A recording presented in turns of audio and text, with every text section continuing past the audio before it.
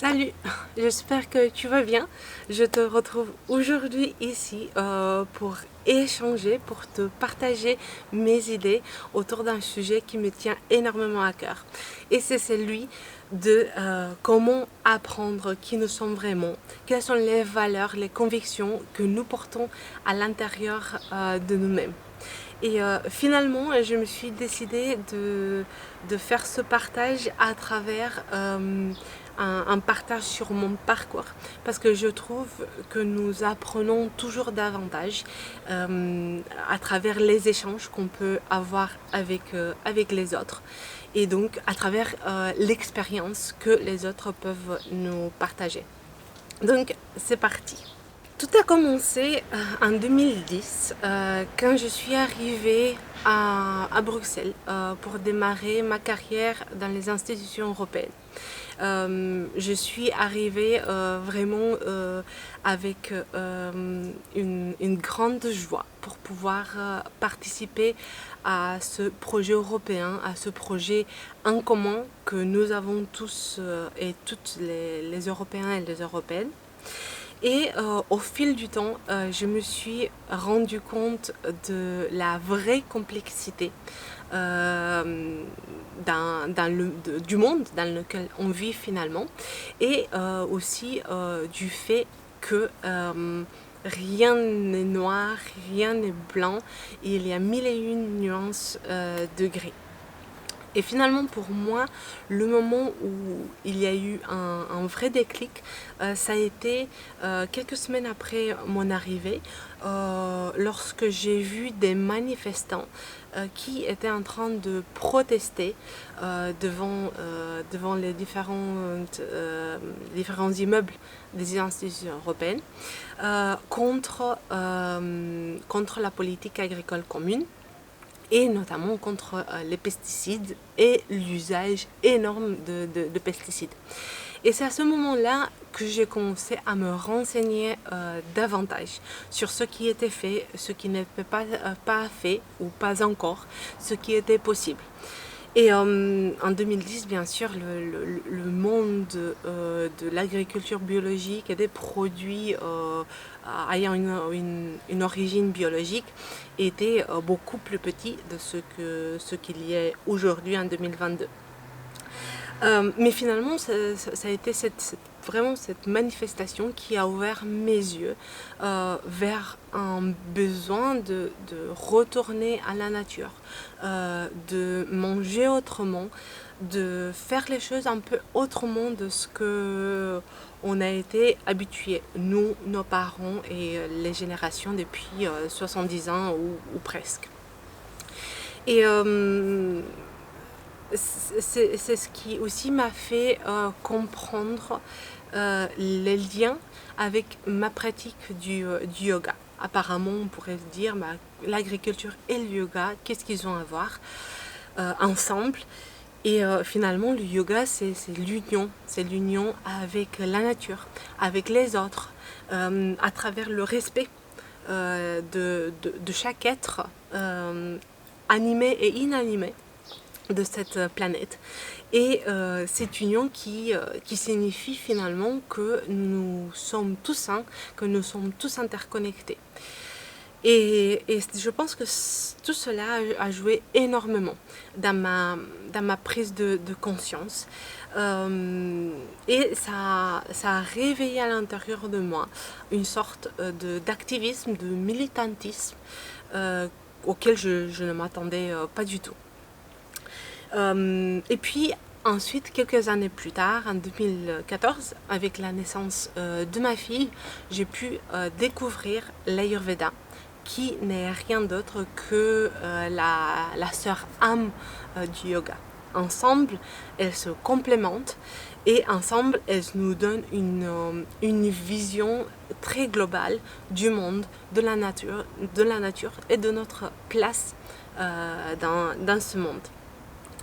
Et bien sûr, la naissance de ma fille a été aussi comme un second énorme déclic, puisque je me suis posé la question de qu'est-ce que je souhaite laisser derrière moi, qu'est-ce que je souhaite lui laisser dans ce monde, comment je souhaite lui montrer que quelque chose de nouveau, de différent est possible. Et cela a fait vraiment que je saute le pas, que je quitte en 2016 les institutions européennes pendant lesquelles donc j'ai travaillé pendant 6 ans. Et que je me lance en tant qu'entrepreneuse, en tant que consultante pour l'économie sociale et solidaire. Et en 2016, mais aujourd'hui aussi, pour moi, l'entrepreneuriat représentait vraiment la façon de faire les choses en suivant sa vision, en suivant ses valeurs, en restant fidèle à mes croyances en tout cas.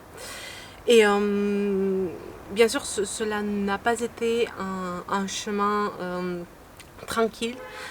Il y a eu beaucoup des hauts et des bas.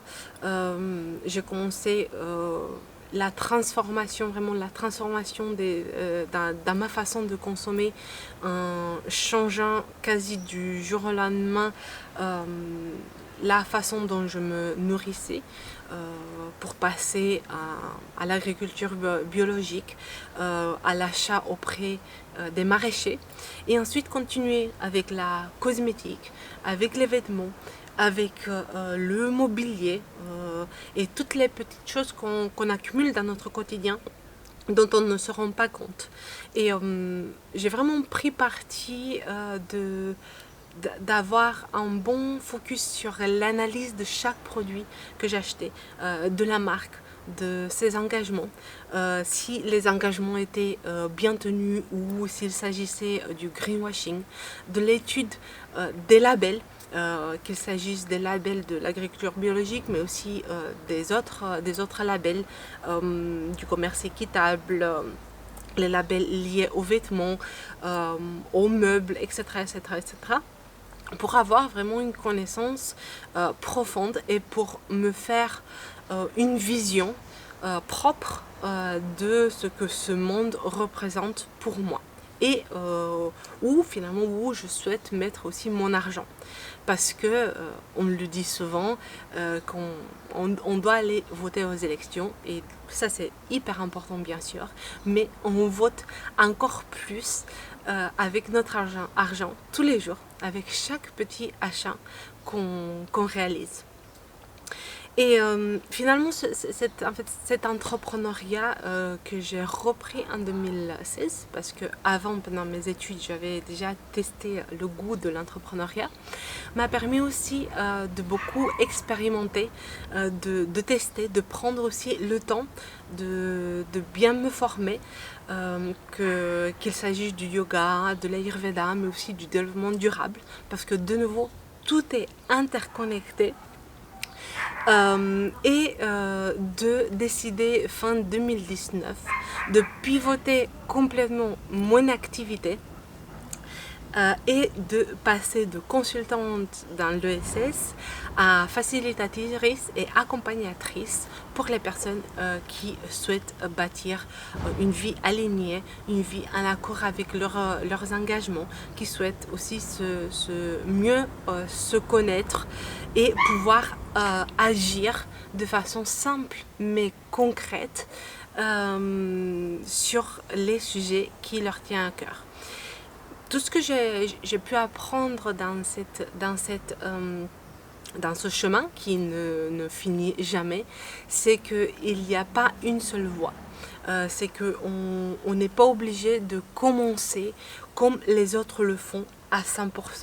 On peut piocher des idées, on doit aussi les analyser par rapport à notre réalité, à notre univers, à la famille, à nos possibilités, et ne pas se dire cette voie-ci est moins importante qu'une autre, ou cette action elle est trop petite, donc du coup je ne vais pas y arriver. Et finalement, commencer par des toutes petites actions fait du bien non seulement à la planète, au monde, mais fait du bien d'abord à l'individu. Parce qu'il y a une sorte d'empowerment, vraiment d'autonomisation, où on découvre qu'on a un pouvoir immense. Et c'est dans ce pouvoir immense qui est à l'intérieur de nous qu'on apprend à mieux se connaître, qu'on apprend de nouvelles choses et finalement on apprend aussi à lâcher prise, à tester la liberté et à oser, à penser différemment, qui pour moi a été vraiment un énorme autre déclic que j'ai eu dans ma vie, celui d'oser sortir des sentiers battus, des cases et me construire ma réalité, mon monde à moi et comprendre aussi comment à partir de ce monde que je me suis créé, comment je peux interagir avec les autres. Voilà ce petit partage d'aujourd'hui. J'espère qu'il t'a aidé, qu'il peut servir de point de départ pour plein de réflexions que tu peux te faire. Et de mon côté, je suis ici pour répondre à tes questions. Donc soit là où le bienvenu à laisser des commentaires en dessous de cette vidéo, à interagir aussi avec la communauté parce que de nouveau, l'idée est qu'on puisse bâtir une communauté engagée d'entraide où on puisse apprendre les uns des autres. Si cette vidéo t'a plu, sois là où le bienvenu de laisser un pouce vers le haut pour me soutenir. Abonne-toi si ce n'est pas encore fait. Et de mon côté, je te dis à la prochaine.